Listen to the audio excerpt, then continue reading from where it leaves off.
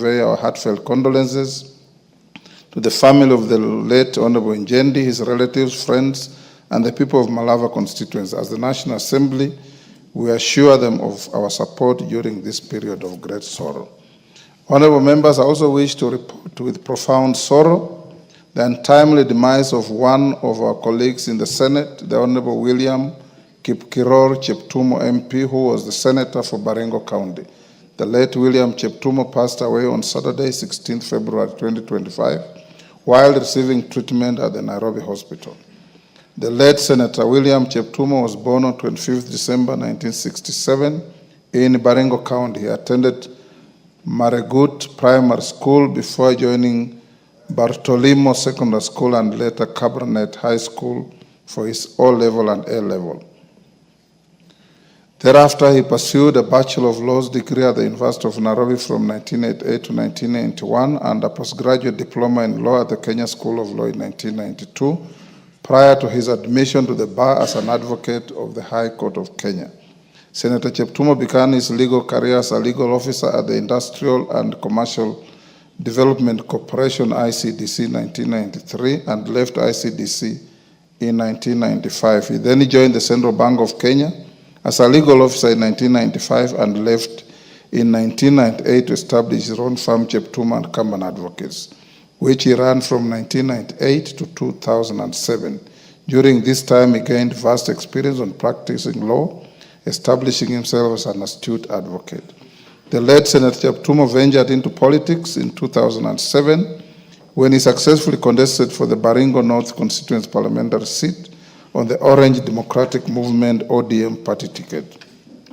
During his first term of parliament between 2008 and 2013, I had the privilege of working alongside him in the executive when he served as the Assistant Minister for Justice, National Cohesion, and Constitutional Affairs while I held the Foreign Affairs portfolio as the Minister.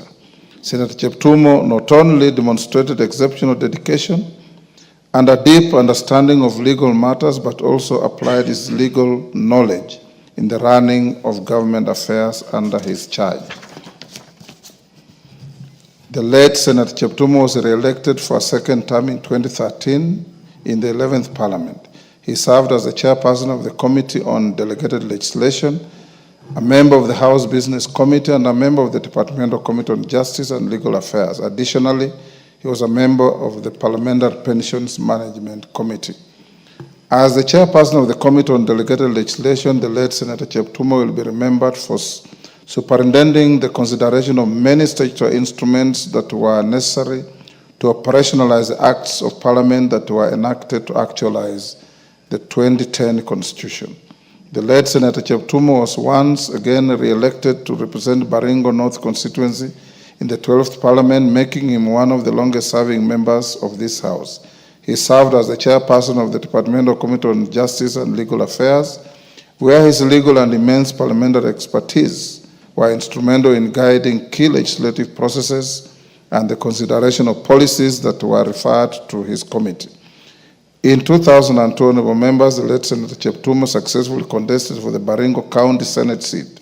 Until his demise, he was serving as the chairperson of the Senate Standing Committee on National Security, Defense, and Foreign Relations. Additionally, he was an active member of the Senate Liaison Committee, the Senate Standing Committee on Justice, Legal Affairs and Human Rights Committee, and Land, Environment, and Natural Resources. He was a member of the Ad Hoc Committee on the Proliferation of Religious Organizations and the Circumstances Leading to the Deaths of more than 95 people in Shakahola in Kilifi County.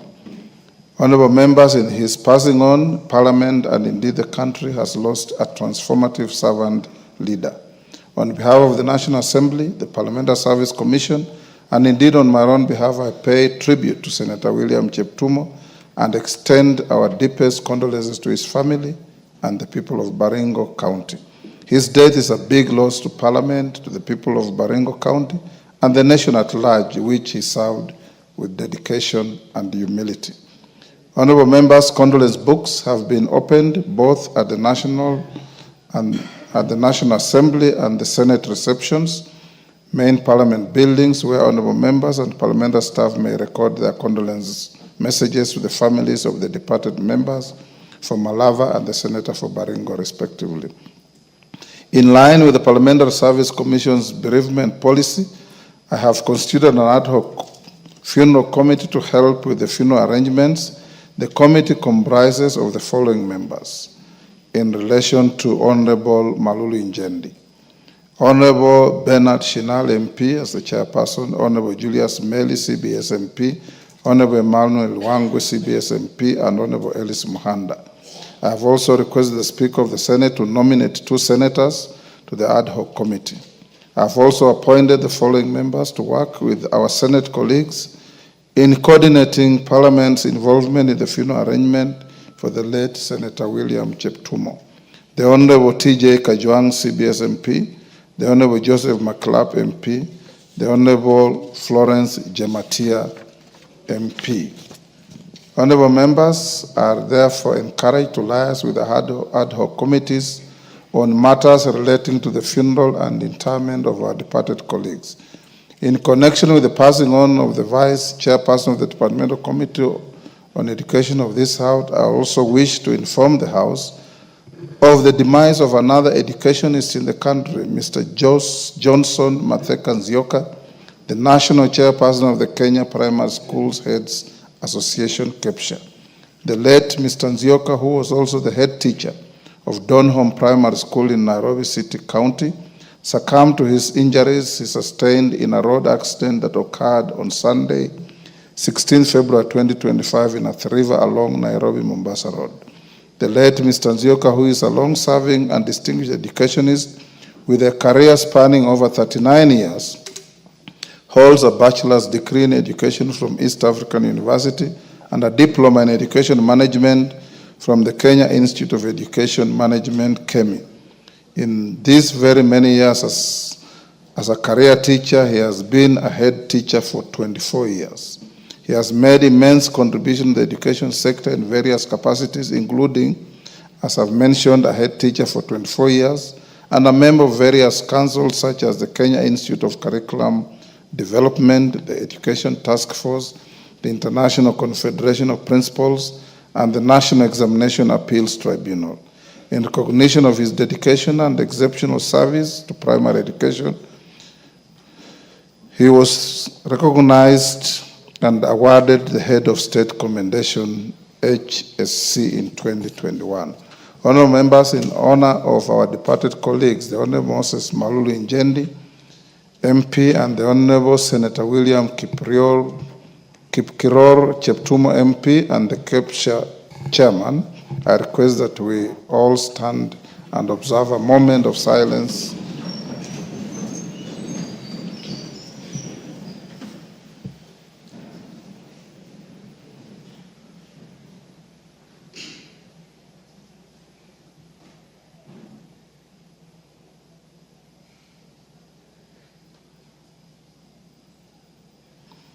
May their souls rest in eternal peace.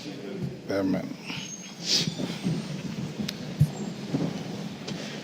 Honorable members, I put this communication to come after the other orders because many members asked me to give them an opportunity to eulogize their colleagues.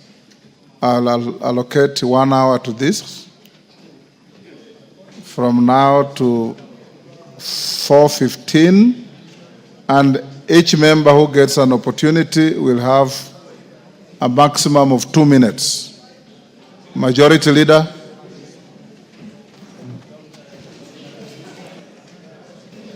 Thank you, Honorable Speaker. Honorable Speaker, allow me to join you in condoling with the families of the late Cheptumo and the late Malulu Njendi.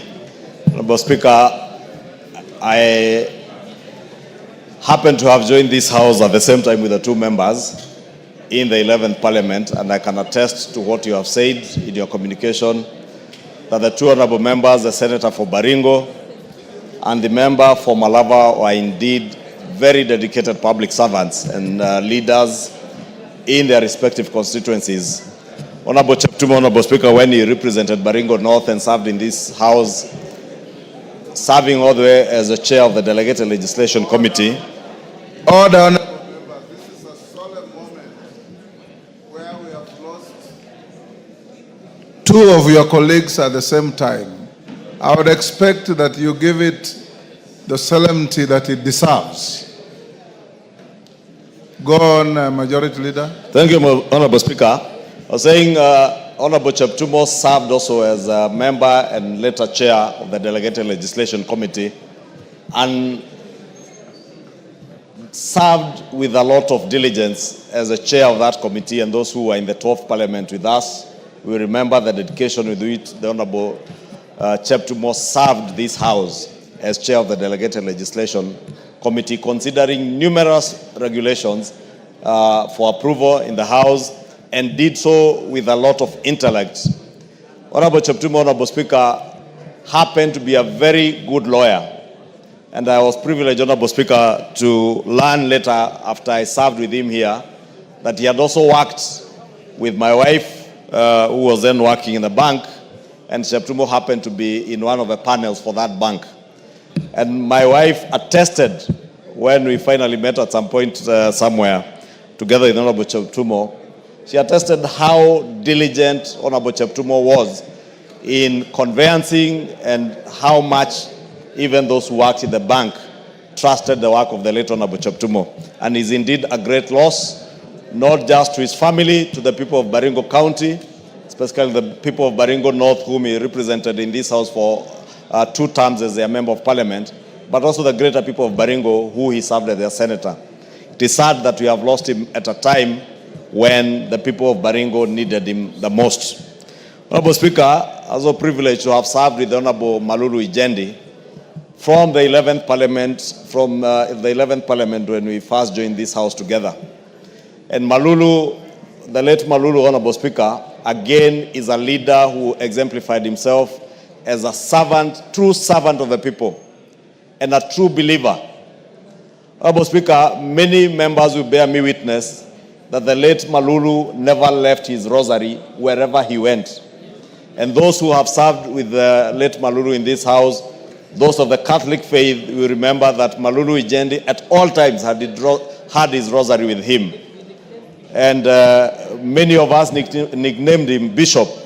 And indeed, where he used to sit, just behind where Donna Boykana is seated, he had a permanent position there.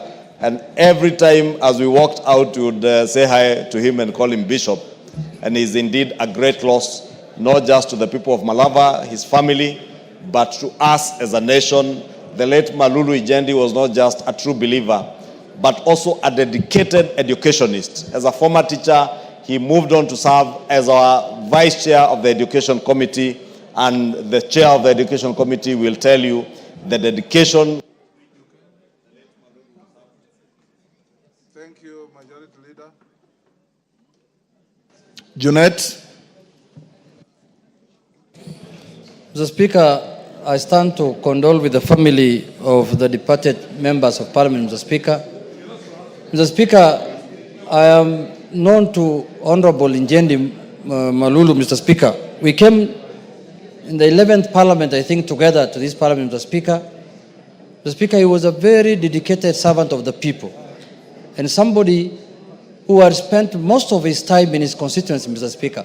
He was rarely in Nairobi, Mr. Speaker. Any time he had in his hand, Mr. Speaker, the member spent with his constituents, Mr. Speaker. And Mr. Speaker is a man who knew what he was doing. Because, Mr. Speaker, the love Honorable Ijendi Malulu had for his constituents, Mr. Speaker, was immeasurable. I remember during the elections, Mr. Speaker, we were campaigning and we had a candidate as a party against him, Mr. Speaker. But when we visited the constituency, we were told categorically that the most popular person in this constituency is Malulu Ijendi, Mr. Speaker, as an individual. You know, on whichever party he contests. That is the information we were given on the ground. So, Mr. Speaker, I would like to ask God to stand with his people, Mr. Speaker, at this trying moment. And Honorable Cheptumo, Mr. Speaker, also, we were together with him in this House. He was a very dedicated servant, Mr. Speaker, of the people.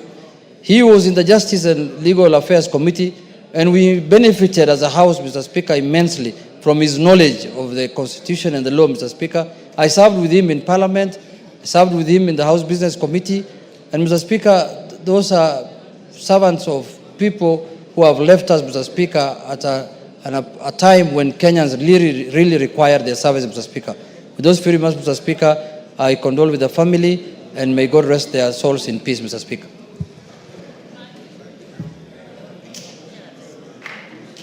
Meli. Thank you, Honorable Speaker. Thank you. Honorable Speaker, I want to take this time to condole with the family of our two honorable colleagues, Honorable Cheptumo and Honorable Moses Malulu Njendi. Honorable Speaker, we came to this house with Honorable Malulu Njendi in 2013, and as my colleagues have said, he was a very humble, very diligent, very honest, very religious, and a good educationist. I served with him in the 11th Parliament as a member of the Committee of Education, where we were led ably by Honorable Sabina Chege. During that time, Honorable Malulu Njendi gave us his mind on educational issues, ranging from the primary school education all the way to university. Honorable Malulu Njendi, Honorable Speaker and members, he was a man who actually loved his constituents a lot. He didn't fail to go to his constituency every weekend, every month. And at all times, he served these people with a lot of diligence and integrity. He was a man who really built many schools, many colleges, and many institutions in his place. Honorable Cheptumo is a senior member in this house. He mentored us. We found him. He was a member of Baringo North from 2007 all the way to 2013 when he came in. As young legislators, Cheptumo took us with a lot of humility and taught us parliamentary legislative processes. As a member of the delegated committee and also as a member of several other committees, we learned a lot from the two members. May the good Lord rest their souls in eternal peace. Asante sana. Thank you.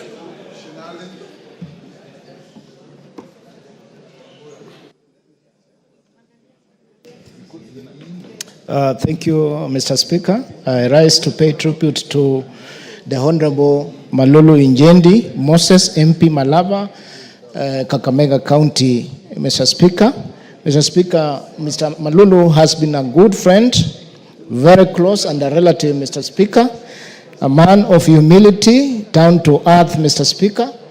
Being a relative, Mr. Speaker, despite the age group, Mr. Speaker, Malulu has always called me uncle since he's married from my clan, Mr. Speaker. Mr. Speaker, I and Mr. Malulu in political trajectory took the same path in 2017, Mr. Speaker, when we found ourselves in corridors of justice, Mr. Speaker, defending election petitions, Mr. Speaker, in the High Court in Kakamega. Despite that, we also won, both of us, and Mr. Speaker, at 2022, Mr. Speaker, we are re-elected the third time, Mr. Speaker, with the Malulu Njendi. Mr. Speaker, Mr. Malulu Njendi, the MP Malava, has transformed education in Malava, both infrastructure and learning, Mr. Speaker, in Malava constituency. Mr. Speaker, I wish to take this chance, Mr. Speaker, on my own behalf and on behalf of people of Ikolomani and Kakamega County, to eulogize with the family and pass my condolences to the people of Kakamega for losing such a leader, Malava constituency, Mr. Speaker, also losing a committed leader who has transformed and left a legacy in the Malava constituency, Mr. Speaker. Thank you, sir.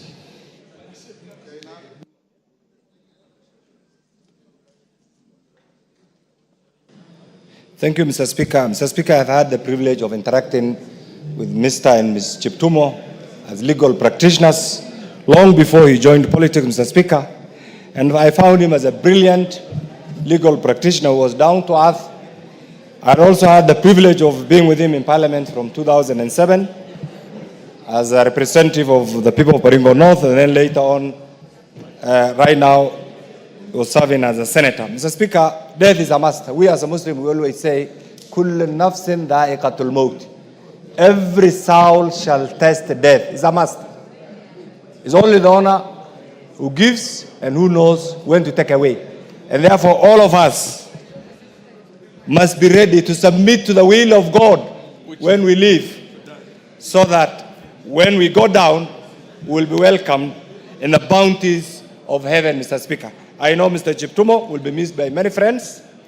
Mr. Speaker, I have also interacted with Mr. Ijendi and found him a man who was carrying the rosary. In my culture, Mr. Speaker, when you see a man or a woman of God always blessed with a rosary, it's a sign of forgiveness. It's a sign of atonement. It's a sign of asking, look, you always appreciate the omnipresence of God around you. And I know truly in Mr. Ijendi and Mr. Cheptumo, the people they have represented, will greatly miss them. But Mr. Speaker, the only thing that we can do, I want to urge you, as our head here, to give them a dignified and decent send-off. That is the only way we can also remain true to the service they have offered to their respective electorate. Thank you, Mr. Speaker.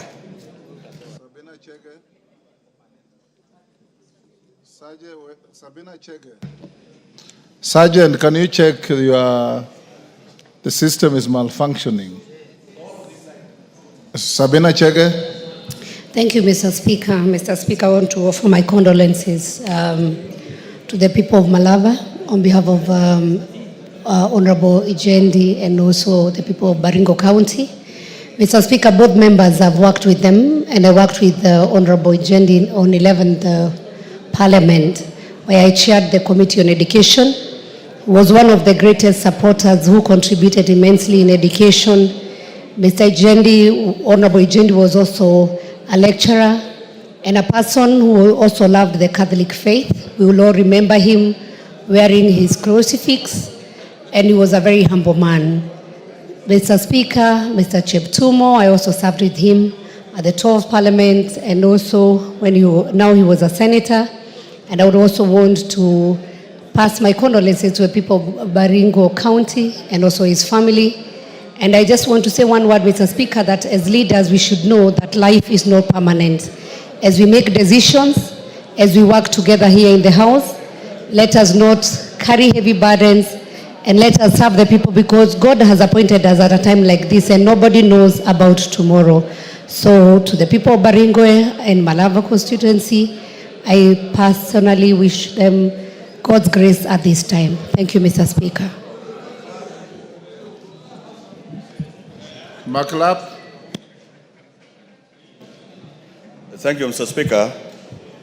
Let me join you in paying tribute to our late Senator William Kipkiror Cheptumo, who passed on 16th.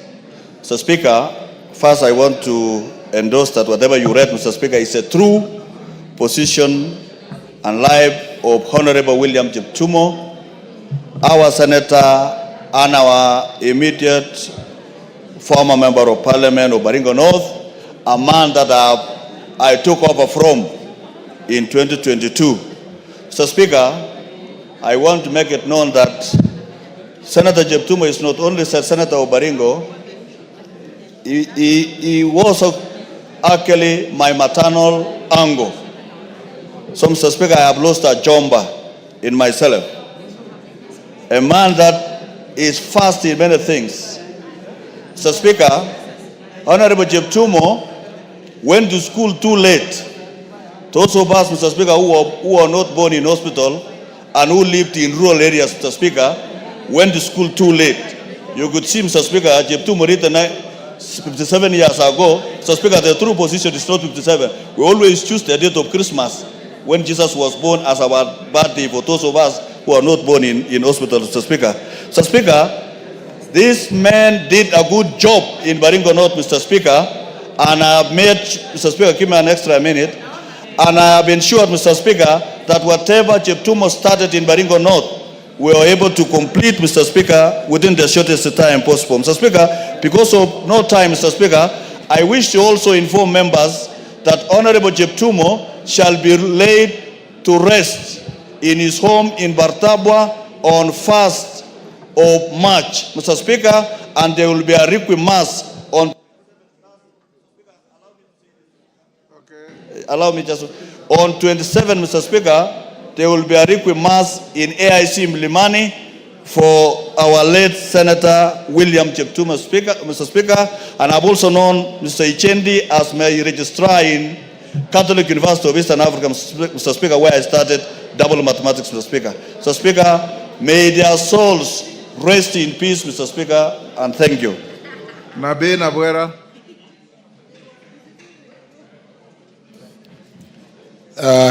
Thank you, Mr. Speaker. I rise to condole with the families of Cheptumo and Honorable Malulu Injenti. Mr. Speaker, Honorable Malulu Injenti and I share so many things.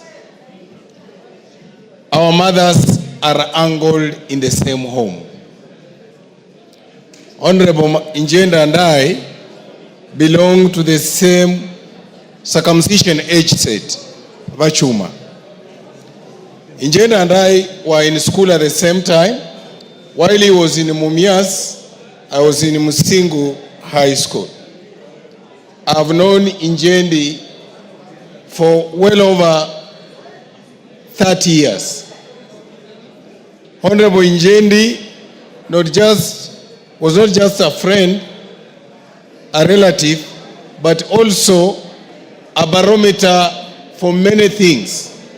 When I wanted to check something that I thought I wanted to contribute on, I would speak to Honorable Injenti.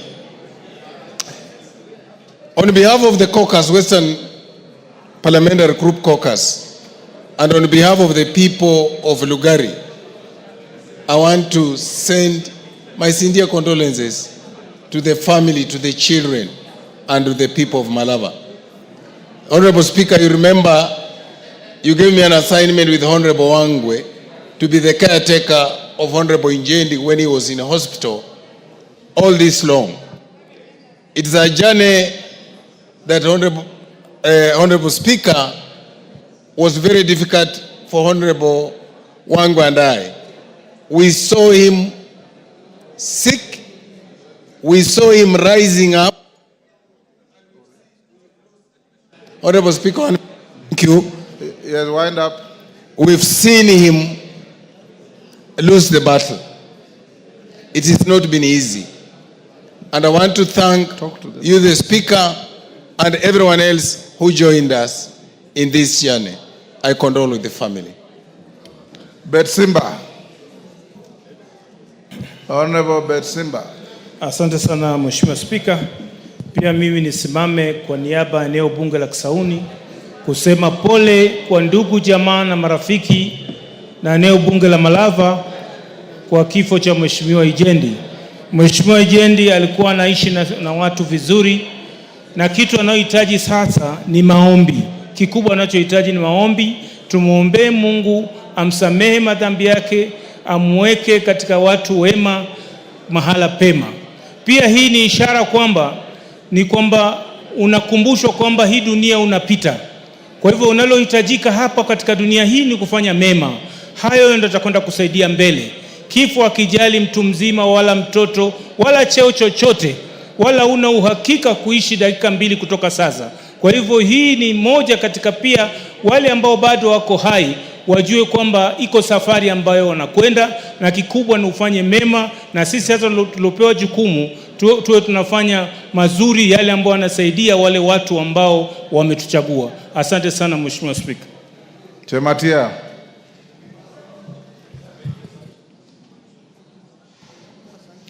Thank you so much, Mr. Speaker. I also want to take this opportunity to condone with the people of Baringo and people of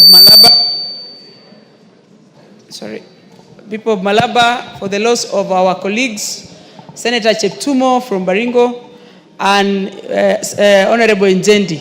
Mr. Speaker, Baringo has lost a great leader in Cheptumo, because Cheptumo served this house for 15 years, and I must say the biggest gap that Cheptumo created in this loss is the counsel that he gives us as young leaders, and the continuous fight on insecurity in Baringo. And we want to say thank you to all members who have helped us through. We are still mourning as Baringo County, and I also want to say we will miss him so much. And Cheptumo will live, his life is going to live more. And for Injendi and family, I want to send my condolences. I knew Injendi because he was one of my voters when I was going to East Africa, and also being a colleague for these last 2 years. Thank you, Mr. Speaker. Waluke. Thank you very much, Honorable Speaker, for giving me chance also to contribute on the two leaders, the two members of Parliament whom we have lost. Honorable Speaker, I know and I knew all the two members that have worked with them, Honorable Injendi and the Honorable Cheptumo. Honorable Speaker, I knew Cheptumo from 2007. I've interacted with him for a very long time, and we met in this house, the 11th Parliament, and he was a very able and honest, hard-working leader, Honorable Speaker. Honorable Injendi was a very strong member, very honest, and people of Malava, I want to say pole to them, Honorable Speaker. He was a very strong member of the caucus, Western Regional Caucus. He was a very good advisor of us, Honorable Speaker. We are going to miss them. I used to crack jokes with him, Honorable Speaker, wherever we meet with Honorable Injendi, calling him the Bishop of the Catholic Church, Honorable Speaker. And he was a very jovial member of Parliament, Honorable Speaker. No one in this House, Honorable Speaker, can complain and say that maybe Injendi was a rough. We are going to miss Honorable Injendi and Honorable Cheptumo. Thank you very much, Thank Honorable you. Speaker. Makali Mulu. Thank you so much, Honorable Speaker. Honorable Speaker, on my own behalf and the behalf of the good people of Kitui Central, I want to convey my deepest condolences to the two families, the family of Honorable Injendi Malulu and the family of Senator Cheptumo. Honorable Speaker, I had a chance to work with these two honorable members for 2 terms, for the Cheptumo, and 3 terms with the Honorable Injendi. And Honorable Speaker, these two honorable members have been very serious with their work, and I'm very sure that the people who have been voting for them will miss them in a big way. So even as Honorable Speaker, we send our sympathies to the people who have been voting for them, Honorable Speaker. My prayer to the Almighty God is that their soul rest in eternal peace. Amen, Honorable Speaker. Thank you, Deputy Speaker. Thank you, Honorable Speaker, for giving me this opportunity to pay tribute to 2 great people. Honorable Injendi Malulu, whom I first met when I came here to Parliament. And I know that one of the most important things that I remember about him, was that he was kind and very amiable. He was a gentleman. And so when I arrived in Parliament, I felt like I was fish out of water, but he was one of the people who made me comfortable. He was always polite and kind. He always gave you way when you walked on the corridors or when people were crushing you on the corridors. And most importantly, when he wanted to speak, he requested with such humility and grace despite being very senior. As for Honorable Senator Cheptumo, he was my classmate at the University of Nairobi Law School. And I remember he also stood out because he was sober, calm, and very wise. And once I asked somebody, why does he behave like my father? Then I later was told, and he told me himself, that he had joined school at a very later age. So he was nicer than all the other men at the university, was very polite, was like a father to you. And most importantly, when all the young men in first year were chasing after girls, Cheptumo was focused on studying and was always telling the others not to behave like that. We will always remember our two colleagues. Were they chasing girls or seducing girls? Quoting them. But I stand here today to condole on behalf of the people of Uasin Gishu County with both the families, and may God rest their souls in eternal peace. Amen. Mishimbogo.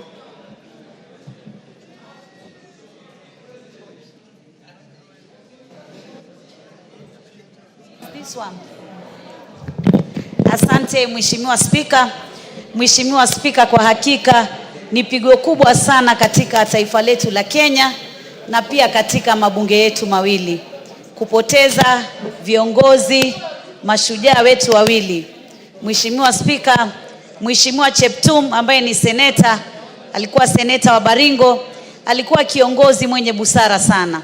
Alikuwa kiongozi mwadilifu, na hata wakati alipokuwa akichangia katika bunge hili la kitaifa, katika miswada na katika hoja, ungemwangalia ungejua huyu ni kiongozi ambaye anajielewa na anajua kwa nini yako katika bunge hili la kitaifa. Mheshimiwa huyu amefanya mchango mkubwa sana hata kule nyanjani. Tumezungumza na watu wengi sana kutoka sehemu za Baringo, na hivi sasa ni pengo kubwa sana ambalo liko pale. Lakini kwa niaba ya watu wa Likoni nasema poleni sana. Mwenyezi Mungu apatie familia faraja na apatie taifa la Kenya faraja. Kwa ndugu yetu Malulu Ijendi, pia alikuwa kiongozi mwadilifu, kiongozi shupavu. Ukiangalia katika Kakamega, ilikuwa ni sehemu ambayo ni pahali ambapo chama cha chungwa kimebobea, lakini yeye angeweza kuchaguliwa akiwa katika chama cha UDA. Kwa hivyo ni kumaanisha alikuwa ni kiongozi ambaye anatenda mema na anafanya mambo zaidi, haswa katika mambo ya miradi. Ni mheshimiwa ambaye alikuwa mpole, hata ukimuona utamuona tu mwenyewe amevaa ule msalaba wake, nikijua kwamba yeye alikuwa Mkatoliki. Kwa hivyo taifa hili la Kenya na mabunge yetu tumepoteza viongozi shupavu, viongozi ambao michango yao, haswa Malulu katika elimu alichangia pahali pakubwa sana, na mheshimiwa Cheptum amechangia sana katika zile kamati alizokuwa, hata ile kamati ya masuala ya kisheria. Kwa hivyo Mishi, time yake imekwisha. Ferdinand.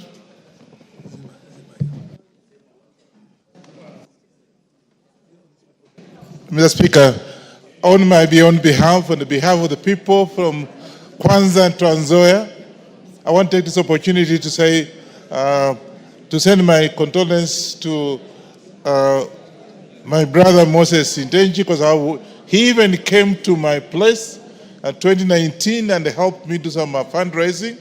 He was a very dedicated man. We always met at the church down here. It's a Catholic, and there was a devoted Catholic church follower. You can see he had also always having a rosary. And we have missed somebody who was very intelligent.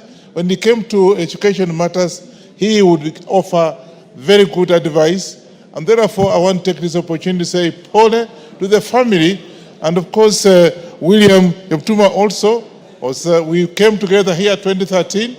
And he was a very dedicated contributor to most of the issues in this house.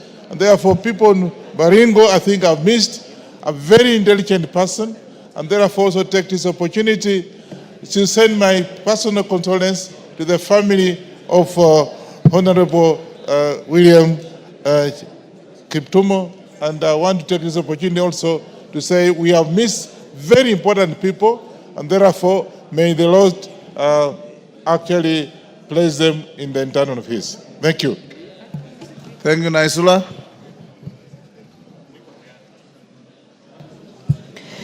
Thank you, Mr. Speaker. I rise also to pass my sincere condolences to the families, relatives, friends, and also the constituents of Honorable Malulu Ijendi of Malala constituency, and also Honorable William Cheptumo of the Senator of Baringo County. I was privileged to work with the two gentlemen, Mr. Speaker. Honorable Ijendi, I was the chairperson of the Regional Integration Committee in the 12th Parliament, Mr. Speaker. And later, I also served under Honorable Cheptumo when he was the chairman of JLAC. I must say that this country and their constituents have lost very dedicated legislatures in this house, Mr. Speaker. And I must say that there are some of the people who worked in silence. They were never noisemakers. They used to work silently in their areas where they've been elected. They had clean politics, Mr. Speaker, based on issues. And also in the committees, I saw both gentlemen very dedicated, Mr. Speaker. And so it is not only their families who have lost, and it is not only the people who elected them, but the entire country, Mr. Speaker, have lost two great gentlemen, Mr. Speaker. And I must say that in your condoling with their families, Mr. Speaker, you gave a true tribute of who the two gentlemen were, Mr. Speaker, and in them we shall dearly miss them, and we will also remember and learn a lot from their leadership, Mr. Speaker. May their souls rest in eternal peace. Thank you. John Makali. Give me the mic. Thank you, Honorable Speaker, for the opportunity. Let me take this opportunity, Honorable Speaker, on my own behalf and on behalf of the great people of Kandui constituency to eulogize the late Honorable Malulu Njendi. Honorable Malulu Njendi was a true representative of the people. He was a man who actually never shied away from his faith. Honorable Malulu Njendi was our senior, and he was my neighbor here in Parliament. We could consult at very, very short notice. Honorable Malulu Njendi was a real humble man, was an icon of humility. And the only thing we can be able to do, Honorable Speaker, as we send off Honorable Malulu Njendi, is to remember what he adeptly stood for. He adeptly stood for passing legislation to assist the village managers and the village elders so they can also be able to get some money arising from the service they give to our people. So as we eulogize and send off Honorable Malulu Njendi, honorable members, we must send a gift to Honorable Malulu wherever he goes by passing the legislation which he adeptly pushed for in this house. He also contributed immensely in the education sector, and this house is poorer by the passing on of the Honorable Malulu Njendi. I take this opportunity to say pole sana to the people of Malava and say, may he go in peace. And as we eulogize also the Honorable Baringo Senator, we wish to say that I never had an opportunity to work with him, but from the records held in this particular house and in the Senate, he was such a very sharp and fine legal mind. May the people of Baringo also be consoled due to the loss of the Honorable Cheptumo. May their souls rest in eternal peace. Murugara. Thank you very much, Mr. Speaker. So, Speaker, allow me, on behalf of the people of Tharaka constituency, Tharaka Nithi County, and my own behalf, to condole with all the primary school teachers for having lost their chairman, Mr. Zoka, a great guy who served the teachers very diligently. Allow me also to condole with the people of Malava for the loss of one great gentleman by the name Moses Ijende, who actually we would describe as a gentleman par excellence, because nobody in this house would say they crossed paths with Honorable Malulu Njendi. He served so well, he was so humble, he was so amiable and humane in everything he did. This is a great loss to the people of Malava, and we condole with them. Allow me also to condole with the people of Baringo County for having lost one of my best friends, Honorable Cheptumo. Cheptumo, we crossed paths in A level as he studied in Kabarnet High School, and I was in Kabarak. We would occasionally meet for debates, and those debates were very fruitful. We then entered the University of Nairobi in 1988 and shared a class with him and also the Deputy Speaker of the House, the Honorable Gladys Boss. Let me disclaim that I was not in that class of those young men she has described. I was in the class of Cheptumo. We were quite serious in studies, and Cheptumo actually did very well. Eventually, we were admitted as advocates, and we practiced along with him. When I came to the House for the tour of the Parliament, I served under Honorable Cheptumo when he was the chairperson of the jail. Wangwe.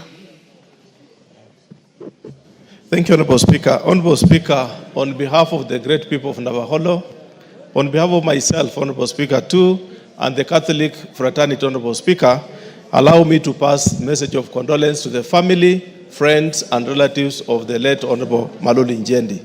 Honorable Speaker, I share religion with Mheshimiwa Injendi. I also share family issues with Mheshimiwa Injendi, Honorable Speaker.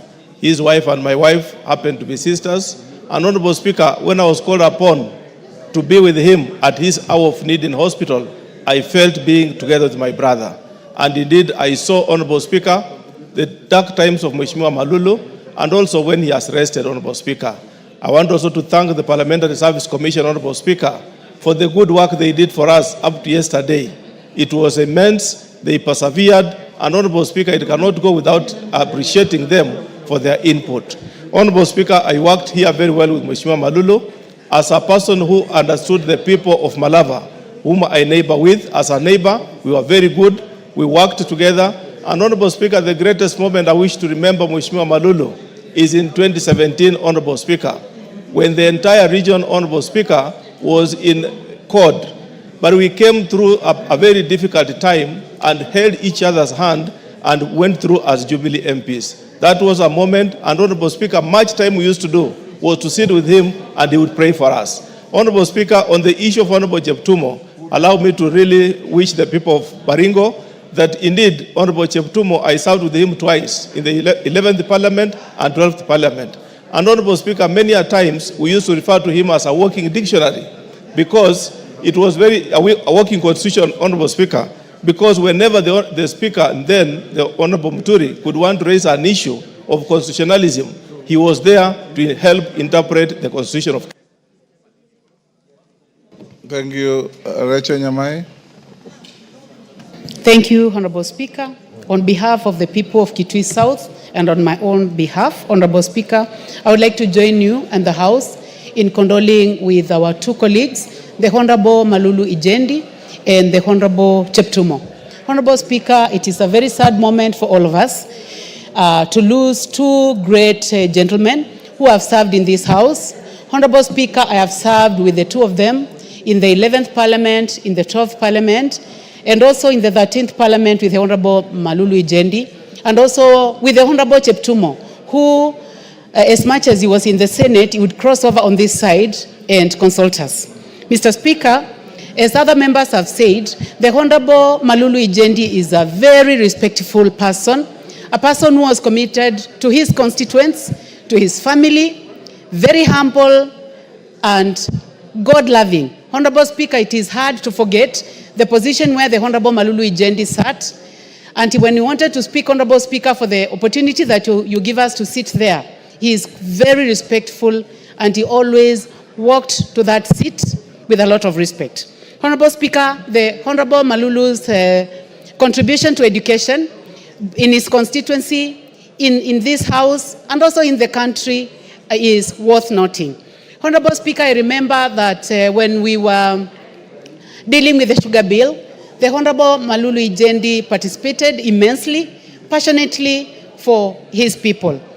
Honorable Speaker, I take this opportunity to condole with him and his family and ask God to keep him in a safe place which he worked for hard. Honorable Speaker, give me a chance to say a word about the Honorable Cheptumo.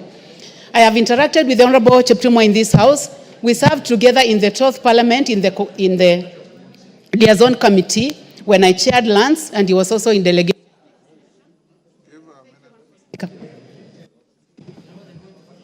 Rachel imekwisha. Lelmengit.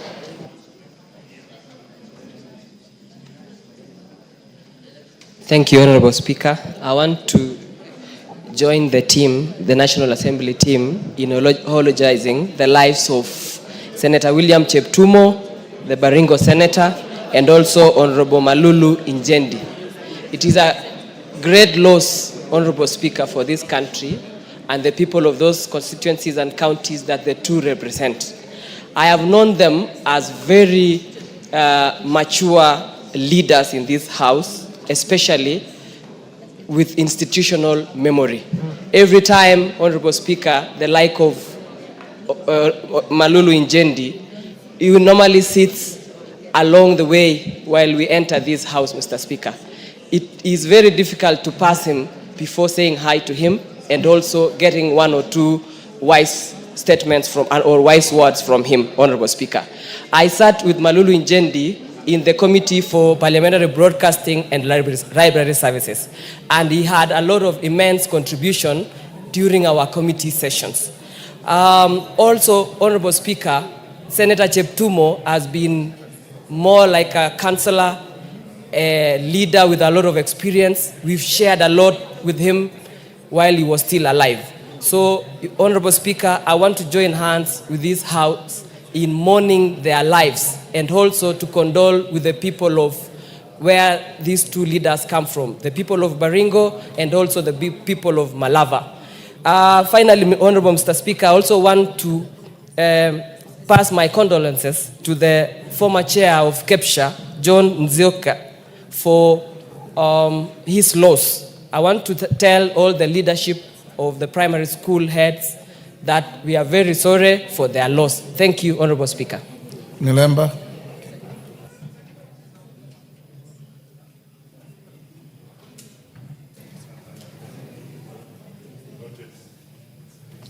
Thank you, Honorable Speaker. On behalf of myself, the people of Emuhaya, the now dissolving ANC party and the UDA party, let me take this opportunity to condole with the families of one Johnson Zoka, a teacher of repute who was the chairman of KEPSHA. KEPSHA is the Kenya Primary Schools Association, a professional body that actually voices the professionalism of teachers. On behalf of myself and the groups I've mentioned, my condolences to the family of the late Johnson Zoka, an educationist and a vast person. Let me also condole with the family of the late Baringo Senator William Cheptumo. Cheptumo carved his place as a unique legislator when he was here. He was the kind of legislators whom, when he stood up to speak, the whole House somewhat would just go quiet and listen to his explanation, especially on constitution and constitutionalism and things that related to law. And he's a great guy with great respect and a mentor of many of us. Finally, Honorable Speaker, the demise of Honorable Malulu Injendi is in itself a memento mori. That actually sounds a warning to all of us who are in Parliament and those who are not in Parliament, that death is definite and it's coming for us. Because a few days ago, he was just seated there and all the time catching your eye to express his views on education and other matters. But there he's gone, a very calm legislator. Injendi was a legislator who knew how to get to the people minus the political parties. Though a member of the NC party, which have been the Secretary General, Injendi could have still made it on any political party. And no wonder, in your eulogy, you indicate him as having come on a party that was little known, even when he had been denied the famous ticket. Yeah, Mayaka.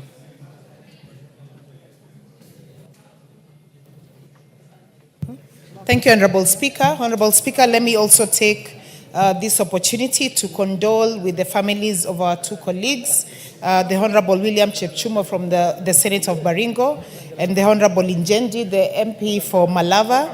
I would like to pass my apologies on behalf of the people of Nyamira and on my own behalf. And Honorable Speaker, secondly, I would also like to pay special tribute to Mwalimu Johnson Zoka because, Honorable Speaker, Mwalimu Johnson Zoka actually taught me in Donholm Primary in class 5 for maths, and he was also the head teacher for our school before I left. He has been the head teacher there for more than 24 years, and I'd just like to send a special tribute to his family, to all the teachers of KEPSHA and the community and families of Donholm Primary, because that is a community primary in Embakasi East, and so I pass my sincere condolences to all three. I thank you. Waliobaki mchukue dakika moja moja. We have a few minutes to go. Bensuda, 1 minute only. Thank you, Honorable Speaker. I would also like to pass my condolences to our honorable members who passed on. And this is a moment that we need to be prayerful because we know what the family is undergoing. Mr. Speaker, I would want to say that I sat in the Committee of Education for 3 days only with Honorable Malulu. He was always prompt and early enough for the meeting. His contribution was amazing. Honorable Speaker, I thank you and appreciate that you've set aside already a committee that will look into their befitting send-off. I want to pray that everything will be done accordingly and prudently, so that during the time of the Requiem Mass, the parliamentarians should go there in solidarity. As women, we feel the large gap that their spouses are now undergoing. And as this parliament or this house, when we go to give the last respect, we should take and establish if there are students or their children who are still going on with their education. And so I stand that something should be done as a legacy for their contribution in these houses. Thank you, Mr. Speaker. And on behalf of Homa Bay County, on behalf MP Westlands. Thank you, Mr. Speaker. I wish also to condole with the families of Honorable Cheptumo and Honorable Injendi. Mr. Speaker, Honorable Cheptumo, I served with him in the 11th Parliament, in the same committee of delegated legislation. He was my chair, and he was a very, very intelligent man, committed, and provided leadership, and we did a lot of work with him. Honorable Speaker, I also want to pass my condolences to the family of Honorable Malulu Injendi, a man that we came to this parliament at the same time. He served with him, we were serving with him in the current parliament, the same committee of broadcasting and library. And also we are members of the CAMC, the Catholic Members of Parliament caucus. And he is a very, very honorable man, and he has... Time up, Ikana. You have only 1 minute, so... Thank you, Mr. Speaker. On behalf of my constituents, the great people of Shinyalu, and myself, I wish to extend my sincere condolences to the families of our departed colleagues. Mr. Speaker, I want to confirm that the tribute you read about the Honorable Malulu Injendi was accurate 100%. Honorable Malulu Injendi was very passionate about his people of Malava. He served them even when he was very sick in the hospital. And this can be confirmed by the fact that he was able to push for the tarmacking of the Malava-Samithi Navakholo Road, even when he was very, very critically sick. Mr. Speaker, personally, I owe to a great deal and extend my election to this parliament to the support I received from Honorable Malulu Injendi. Having been my teammate in Kenya Kwanza, we did joint rallies, we campaigned together, and he guided me, enabling me to tap into his... Danu Wanyama. Thank you, Honorable Speaker. I want to condole with the families of our departed colleagues, but more importantly, with the Honorable Malulu Injendi. He's one person I've known since our childhood, because I went to school with him at St. Peter's, and at some point I was his class prefect in Form 5 and Form 6. And I know Honorable Malulu as a very truthful and a sincere person. I know the family will lose him, the people of Malava will lose him, but all the same, let his soul rest in peace. I thank you. Thank you. Katana? Okay. Asante Bwana Spika, nataka nijiunge na wenzangu kutoa rambirambi kwa niaba ya wakazi wa Kaloleni kwa Senator Cheptum na Mheshimiwa Injendi. Bwana Spika, Mheshimiwa Injendi amekuwa akitetea sana mambo ya elimu. Na pia Injendi tumekuwa tukienda kanisa moja. Yeye ni Mkatoliki na mimi ni Mkatoliki, na kila siku ya Jumatano, Bwana Spika, tulikuwa tunaenda kanisani na Bwana Injendi.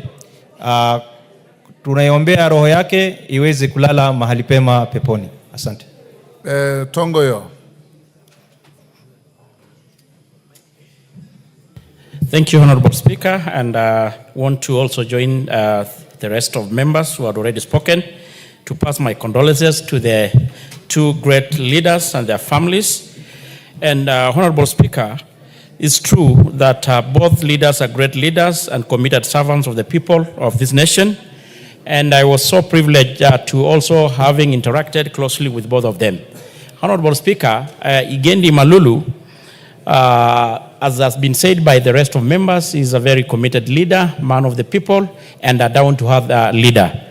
More importantly, Honorable Speaker, you had mentioned, rightfully mentioned, that this man was so passionate about the issue of the village elders, and he sponsored a bill that on national government administration bill that had intended to look into the welfare of the village elders, to have them recognized in law and being remunerated. And Honorable Speaker, Bukose, dakika moja tu. Honorable Speaker, I worked with Honorable Cheptumo when I worked in Baringo as a doctor, and also when we joined Parliament here in 2013. He's a gentleman, and he's somebody whom you can be able to consult, and he will be able to give you advice. Honorable Speaker, about a month ago I met him and I looked at his health, which was actually not doing well. And I want to join the people of Baringo and the people of also Malava in mourning both Honorable Senator Cheptumo and Honorable Malulu Njendi, who in this house we joined together in 2013.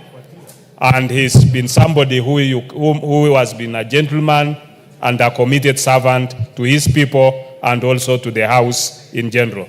May their souls rest in eternal peace. Oundo, Katana, switch off your mic. Thank you, Honorable Speaker. On behalf of the people of Nyola constituency, let me send my sincere condolences to our two departed colleagues. Honorable Speaker, I have served the Honorable Njendi since I joined the other term, and the Honorable Njendi visited my constituency sometimes in November after the demise of his fund accounts manager. And we shared a lot, and it was a shock to learn that he was unwell, and it was even more shocking to learn that he passed on. Honorable Speaker, on his bill about the village elders, Honorable Speaker, we were involved, and unfortunately was asked, and that's what Honorable Tongo wanted to raise. He was asked to drop it, awaiting a comprehensive review. I hope in his honor, Honorable Tongoi, you will ensure that you conclude that process. And with those 4 remarks, I wish the family these hard times. Thank you, Honorable Speaker. Emase.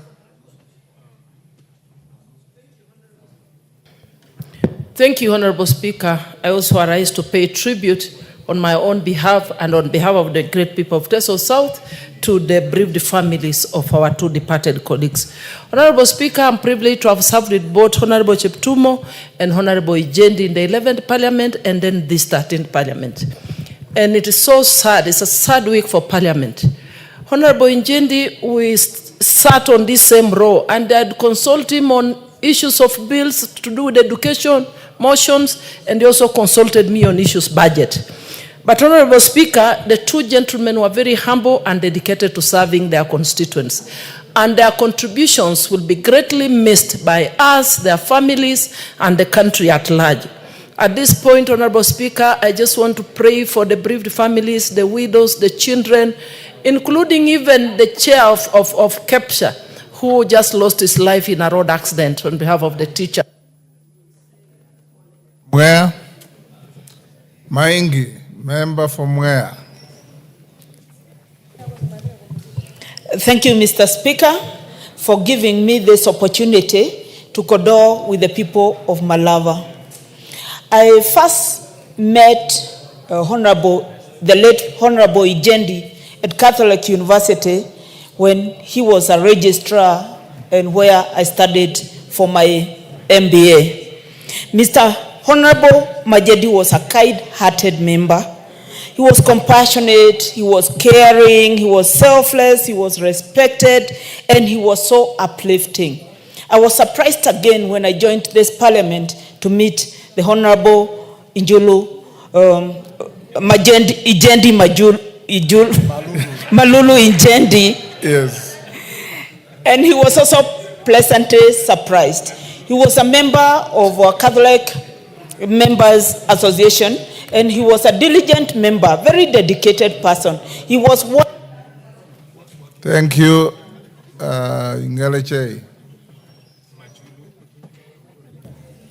Thank you so much, Honorable Speaker. On behalf of the people of Elgeyo Marakwet and myself, I wish also to convey my condolence to the departed members. Honorable Injendi was a person known to me, and where we interacted and bonded with Injendi is because we are members of KAMSI. And I can say the Catholic members of Parliament have lost a very dedicated member. Honorable Cheptumo, nonetheless, was a ranking member, and he was an advisor, especially from our community, whereby most of the members of Parliament are young. We always could go to Cheptumo for advice, and he could always give us direction and give us advices. I pray that may their souls rest in eternal peace. Thank you. Africa.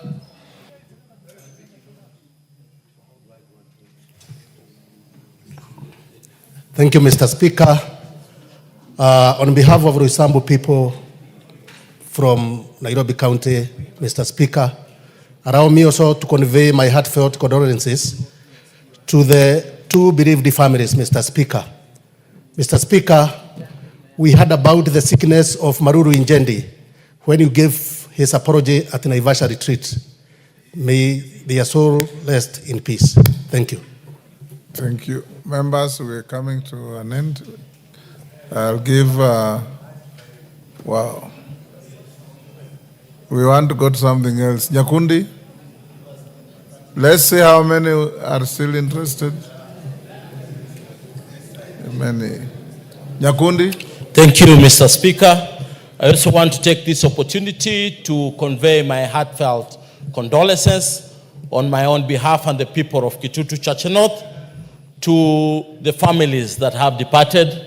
Honorable Malulu Injendi is one person who was very soft-spoken, good-hearted, and a very simple man. I remember him for always having his rosary on the neck. And we want to convey our sincere condolences. To Honorable Cheptumo, we say pole sana. These two people on, as the UDA party and the Kenya Kwanza coalition, we have lost people of dignity, and we pray and hope that may their souls rest in eternal peace. Thank you, Mr. Speaker, sir. Chikati.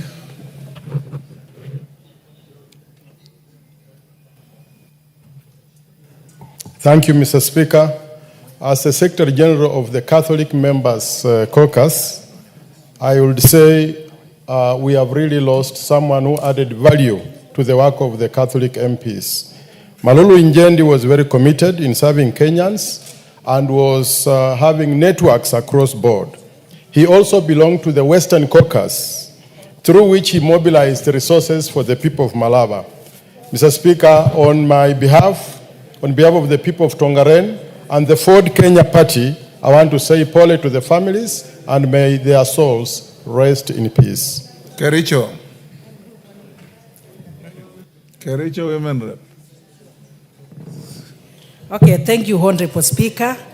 I want to join the members of Parliament to pass message of condolence to the families of our honorable members, Honorable Senator Cheptumo and Honorable Moses Malulu. Honorable Speaker, we have actually lost great legislators, great professionals, great leaders. Honorable Cheptumo being a senator, and from our region, he was a very humble person. He gave great and wise counsel to us, and this is a great loss. I pray that the family will be actually comforted. Honorable Malulu, Honorable Speaker, supported the sugarcane farmers. And coming from a region where we have sugarcane, I know we have lost him, but I believe great improvement in the sugar industry, he was part of it, Honorable Speaker. Aseka. Thank you, Speaker. I also join my colleagues in eulogizing our departed colleagues. Mr. Speaker, Honorable Malulu Injendi, Member of Parliament for Malava, will be remembered as a champion of education in his constituency. He has really supported vulnerable students to access basic education. He has put up infrastructure in schools. He has been a champion of our regional unity, and he has been also a champion of sugarcane farmers. On my behalf, of that family, of my family, and of the great people of Quisero, Honorable Speaker, we condone and wish the family well as they mourn this departed hero. Thank you, sir. Speaker. The very last, Naomi Wako. Thank you, Honorable Speaker. I stand to add my voice to the condolences that our colleagues have already given. And Honorable Speaker, it is a very sad week, and I'm sure the families are very much affected. Both the family of Honorable Ijendi and Cheptumo.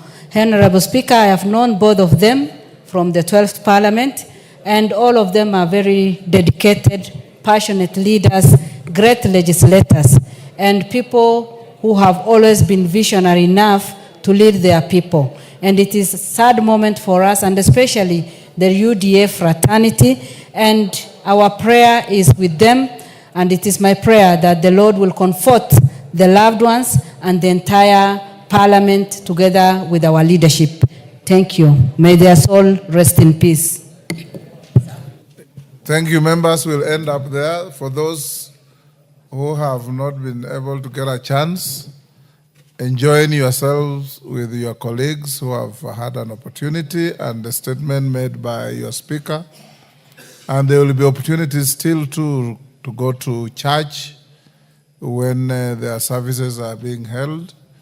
We are advised that the Honorable Senator Cheptumo will be laid to rest in Baringo on the 1st of March, and the Honorable Malulu Injendi in Malava on the 4th of March.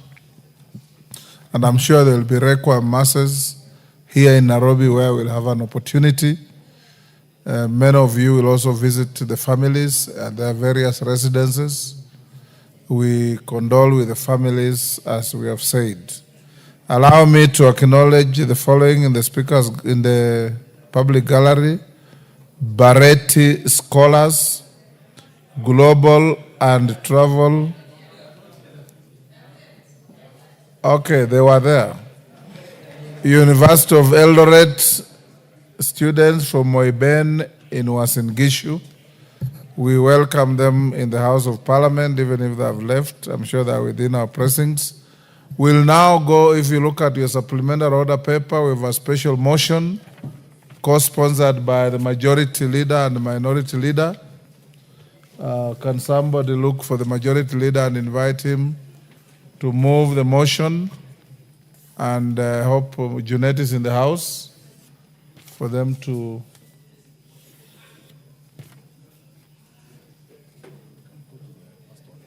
Yeah.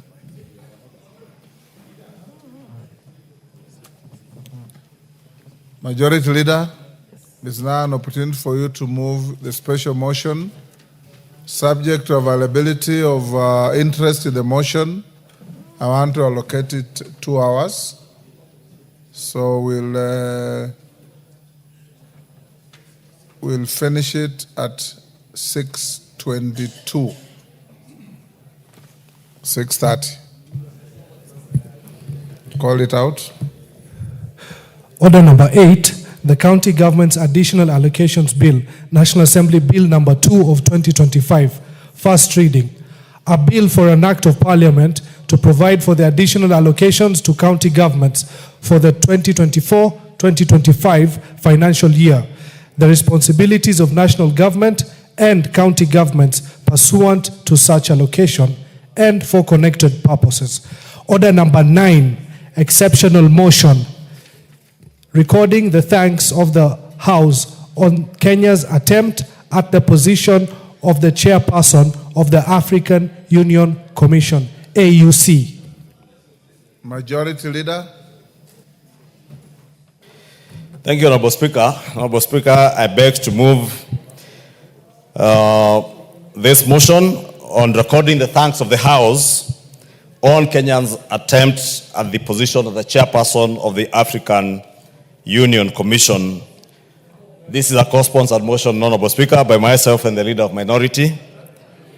Honorable Speaker, recalling that the African Union, the successor of the Organization of the African Unity, OAU, was launched in the year 2002 as a continental body consisting of the 55 member states that make up the countries of the African continent, with a vision of creating an integrated, prosperous, and peaceful Africa, driven by its own citizens and representing a dynamic force in the global arena.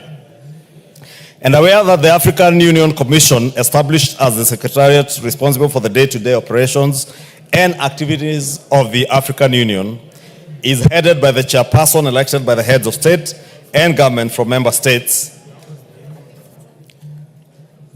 And further recalling that on the 27th February 2024, Kenya formally announced that the former Prime Minister, the Right Honorable Raila Amolo Odinga, EGH, would be vying for the position of the chairperson of the African Union Commission, building on his previous service as the African Union Special Envoy for Infrastructure Development in Africa from the year 2018 to 2023.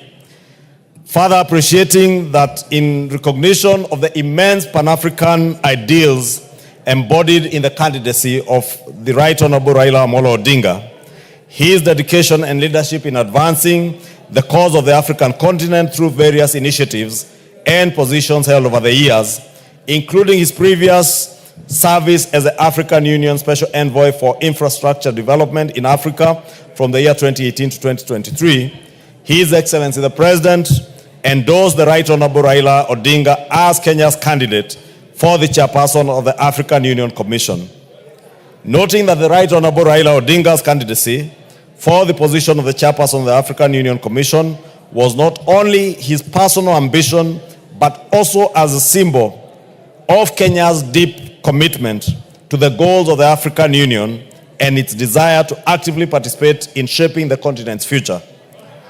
Commending the government of Kenya, led by His Excellency the President, President William Ruto, for the Pan-African campaign in support of the Right Honorable Raila Odinga, reinforced by Kenya's commitment to regional and continental integration and cooperation and guided by Kenya's foreign policy.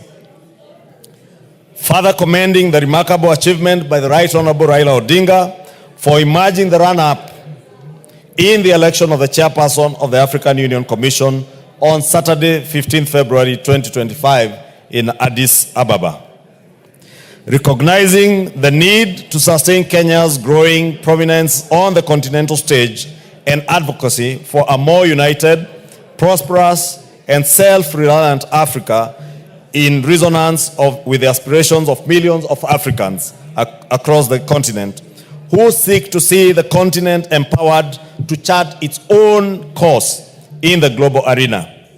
Now, therefore, Honorable Speaker, this House records its thanks to His Excellency Dr. William Ruto, CGH President and Commander-in-Chief of the Defense Forces of the Republic of Kenya, for endorsing the Right Honorable Raila Odinga, EGH, as Kenya's candidate for election as the chairperson of the African Union Commission, AUC, and for coordinating the continental campaign in support of his candidacy. Two, this House expresses its profound thanks to the Right Honorable Raila Odinga, EGH, for demonstrating his unwavering commitment to the service of Africa by offering himself as Kenya's candidate for the position of the chairperson of the African Union Commission, for his leadership in advancing Pan-African unity, for his dedication to the development and integration of the African continent, and for his distinguished attempt at this election in which he emerged as the runners-up. And three, this House records its congratulations to His Excellency Mahmoud Ali Yusuf for his election as the chairperson of the African Union Commission on Saturday, 15 February 2025. Honorable Speaker, it's a long motion, Honorable Speaker, but even as long as it is, we are seeking to do three things, Honorable Speaker. One is to record our thanks to the President for his dedicated support and his very vigorous campaign across the continent for the campaign for the candidacy of the Right Honorable Raila Odinga as the chairperson of the AUC Commission. Two is to congratulate and express our thanks as a House and on behalf of the Kenyan people to His Excellency the Right Honorable Raila Odinga, EGH, for demonstrating that unwavering commitment to the service of the African continent. Honorable Speaker, we cannot say it enough that the dedication with which we saw the Right Honorable Prime Minister and His Excellency the President William Ruto work together throughout the campaign, and not failing to mention our dedicated foreign mission officers at the Ministry of Foreign Affairs, led by the Principal Secretary, Sing'oei Korir, and His Excellency, the Prime Cabinet Secretary, Musalia Mudavadi, who dedicated immense time and resources across the continent in campaigning for the candidacy of the Right Honorable Raila Odinga. Honorable Speaker, the Right Honorable Prime Minister Raila Odinga needs no introduction to anybody in the continent. He is a man whose ideals as a Pan-Africanist need no introduction to anybody in the continent, and indeed, we must take this opportunity also to thank the many nations across the continent that stood not just with the nation and the Republic of Kenya in this campaign, but also with the Right Honorable Raila Odinga, the Pan-Africanist par excellence, in the campaigns and the election in Addis Ababa over the weekend. Honorable Speaker, let me also take this opportunity as we congratulate the winner of this election, Honorable Mahmoud Ali Yusuf, who is also a good African from our neighboring country in Djibouti. As we congratulate him, Honorable Speaker, I cannot fail to note with immense gratitude again to Prime Minister Raila Odinga that as much as he was leading all through, especially the first, second, and almost the third vote, even at a time when he was leading, when he got to the sixth vote, Honorable Speaker, after the sixth vote, he opted in the spirit of Pan-Africanism not to take that assembly through another round of campaigning and elections, because the Right Honorable Raila Odinga had the choice to fight on. And because there were many people who were supporting him, then our brother Mohamed Yusuf probably would not have gotten the 2/3. But the former Prime Minister opted, instead of taking Africa through the rigors of waiting for another few months to get into another campaigning season, he opted to allow the assembly to go ahead and vote and see if the person who was leading then in that round could achieve the 2/3 that was required for the chairperson seat. And that is how Ali Yusuf Mohammed was elected as the chairperson of AUC. Therefore, I want to congratulate the Right Honorable Prime Minister for that commitment, for his dedication, for that spirit of Pan-Africanism, for knowing that Africa and our unity as a continent is paramount, and putting Africa and Pan-Africanism ahead of his own personal interests, and putting the interests of the continent and the unity of the continent ahead of his interests, Honorable Speaker. And it is commendable. That is the spirit in every competition, that there will be a winner, there will be a loser. Raila Odinga did not leave Addis Ababa as a loser. He left Addis Ababa as a winner who has exemplified his leadership in the African continent and in the world. And Honorable Speaker, we commend him. We note our thanks as a House and on behalf of the Kenyan people to the Right Honorable Prime Minister for that commitment to the African nation. And I want to encourage him to continue serving not just Kenya, but the African continent and the world with the same commitment and dedication that he has shown over the years, Honorable Speaker. The Right Honorable Prime Minister, Honorable Speaker, you know, is not just a Kenyan leader, is a continental leader. As we have said in this motion, he has served in continental bodies. And I know in the future, he could even serve in world bodies, Honorable Speaker, because the world needs his experience, the world needs his ideals, and his leadership in many aspects, as we do need them in this country, Honorable Speaker, as he continues to serve us and the world, and we wish him well. We wish the Honorable Mohammed Yusuf well in his service. Let him understand that we are all in a competitive election, and the people of Kenya remain committed to the ideals of the African Union and to the integration of the African continent as one united continent. Even with the regional blocks, Honorable Speaker, SADC, EAC, COMESA, all these regional bodies, Honorable Speaker, seek to integrate. And as we've said with the EAC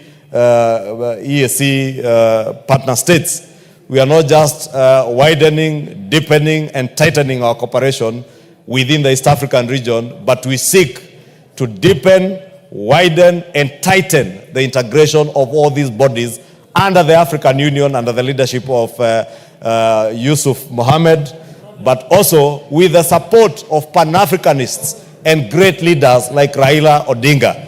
And of course, the able leadership of President William Ruto, who is the chairperson of the EAC, East African Community, Honorable Speaker, and has a role in the reform agenda of the African Union. And we look forward to working together with Prime Minister Raila Odinga, the chairperson Mohammed Yusuf, and President William Ruto as we seek to reform the African Union. And I want to believe, Honorable Speaker, under the leadership of President William Ruto and these two other great leaders, AU will be reformed into a body or an organization that addresses the needs and aspirations of all African people, Honorable Speaker, so that when we speak as one people.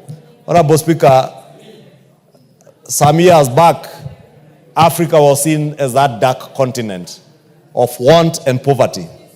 Today, the world over, everybody appreciates that Africa is the continent of the future, the present and the future. The resources, the expertise we have in this continent, the human capital we have in this continent, Honorable Speaker, I will not be surprised if in the years to come, we will see, as we have seen great African leaders like Barack Obama leading countries as big and as powerful as the United States of America, Honorable Speaker. We have seen many Kenyans today, including the young lady from Nyamira, who is now a senator in one of the state assemblies in the US. We have seen Kenyans of Somali origin become congressmen and women in the US, become senators in the US, Honorable Speaker, because Africa is the future of the world. Honorable Speaker, with the resources that we have in human capital, with an aging population in the Americas, in the West, in Asia, and the Far East, Honorable Speaker, and with our emerging and very productive and very well-educated youth, we are here to conquer the world. And we can only conquer the world under the able leadership of leaders like Raila Amolo Odinga, with his Pan-African spirit, with the able guidance of leaders like Mohammed Yusuf, who is now our chairperson, and with the support of all African presidents, Honorable Speaker. And we must respect these presidents, Honorable Speaker. And in conclusion, Honorable Speaker, as I move this motion and ask the Leader of Minority to second, allow me also to use this opportunity to express the disgust of this House on the actions and the words of one of us, the member for Juja, the Honorable Koimburi. And Honorable Speaker, as much as the police have taken action, and I do hope they will be able to charge the member for Juja, Honorable Speaker, even within our own standing orders, we have put it that you cannot disparage or even discuss a foreign president, especially a president of a foreign country. For the member for Juja to have uttered the unfortunate and careless words that he uttered over the weekend. And shamelessly, Honorable Speaker, in a church, on a pulpit, saying that other African leaders were being bribed, Honorable Speaker. The member for Juja should know that Prime Minister Raila Odinga did not run for chairmanship of AU under the instigation of William Ruto. Prime Minister Raila Odinga chose to run as chairperson of AUC of the African Union Commission on his own volition, because he is a Kenyan and an African statesman who deserved that position. President William Ruto did not choose to support Prime Minister Raila Odinga because he was his competitor in the last elections, or because they have served in ODM together. You know, President William Ruto is a founder member of ODM. He chose to support Prime Minister Raila Odinga as a deserving Kenyan and African statesman. The presidents, many presidents who voted for Raila Odinga to be chairperson, did not do it at the instigation or because they were influenced by anybody. Honorable Speaker, we must at the same time express our disgust by the actions of this member of parliament who claimed that the Republic of Kenya had spent 13 billion shillings. From where? Money that we have not appropriated, Honorable Speaker. But you know, Honorable Speaker, there are some of these members of parliament who sit here. Unfortunately, this member is even never in the house. So he doesn't even understand how money is appropriated. He's probably in a police station now. I don't know where he is and I don't care. I hear someone asking me, Honorable Speaker, where he is. Honorable Speaker, I want to propose the member for Juja must be named for this house because it is a bad habit he has formed. A very bad habit. You will recall last year, the same member, when members voted for the finance bill, yes, he claimed that they were being paid, I think, 200,000 shillings to vote for the finance bill. This 2 million shillings. 2 million shillings. He came here, stood there and apologized, Honorable Speaker. In the House, out of our own magnanimity, we chose to forgive him. When the impeachment motion came, he then went again to claim in some funeral somewhere where, you know, he's fond of following some other man there in funerals. He went to some funeral and claimed that members again were paid during the impeachment motion. Over 280 members, 282 members who voted in the impeachment motion, he claimed they were being paid. And he mentions figures from his head. And I see the person he follows in funerals repeating the same things. And that's how you know birds of a feather flock together. Honorable Speaker, now he has moved from members of parliament on the finance bill, impeachment motion, to heads of state of friendly countries. We cannot and we must not allow that kind of habit to take root in this house, and we must take action. And I want to invite us. Somebody must move a motion or should move a motion to name this member. So that tomorrow, this is what makes this house, Honorable Speaker, be treated with a lot of contempt and indignity because of the things that we say, not now of just our house.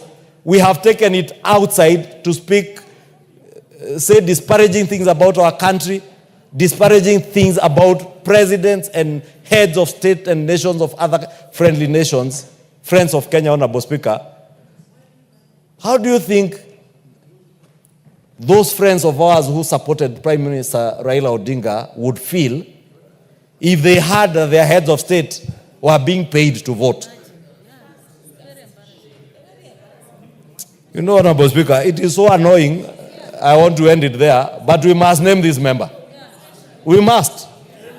Because if we don't, he will make it a habit. Tomorrow, he will make all manner of allegations against any one of us here or against the president. And you know, because they have made it a sport to move around the country in funerals, insulting the president, and I hear they call themselves, I heard themselves calling them Itungati. Honorable Speaker, Itungati in French means people who have given themselves, heroes who have given themselves their time, their resources, their time and energy for the sake of the nation. But if you find yourself following a man in funerals and wherever you follow that man and calling yourself Itungati, you are not a Itungati, you are a slave to a man. Those who are following those who are slaves, they are not Itungatis. And lost slaves who are now disparaging heads of nations of Africa. Shame on them, Honorable Speaker. I beg to move and request the leader of minority, the Honorable Junaid Mohammed, my good friend, to second this motion to appreciate the government of Kenya, His Excellency the President, His Excellency former Prime Minister Raila Odinga, and His Excellency Mahmoud Ali Yusuf. Junaid. Mr. Speaker, I stand to second the motion that has been moved by the leader, Majority Leader, Honorable Kimani Ichung'wah. Mr. Speaker, first and foremost, I want to take this opportunity to thank His Excellency, the President of the Republic of Kenya, Honorable William Samoei Ruto, for his efforts and for his immense contribution towards the campaign of our Kenyan candidate in the African Union Commission chairmanship contest, Mr. Speaker. Mr. Speaker, the President of this country and his government has done everything possible to campaign, to lobby, and to do everything possible to make sure that we win in this contest, Mr. Speaker. Mr. Speaker, it was not a secret that the President visited African capitals and met presidents to lobby and campaign for our Kenyan candidate, Mr. Speaker, and at the same time also received presidents in this country, Mr. Speaker, to talk to them and tell them that we have the best candidate in the contest. Mr. Speaker, we will not forget that. As a party, ODM party, as people, Mr. Speaker, we will remind everyone who wants to forget that the President campaigned and lobbied for our candidate, Mr. Speaker. Mr. Speaker, also I want to thank the Right Honorable former Prime Minister Raila Amolo Odinga, Mr. Speaker, for stepping out, because, Mr. Speaker, it requires a lot of courage, Mr. Speaker, and determination to come out and say that I want to represent my country at a very high level, Mr. Speaker, of the African Union.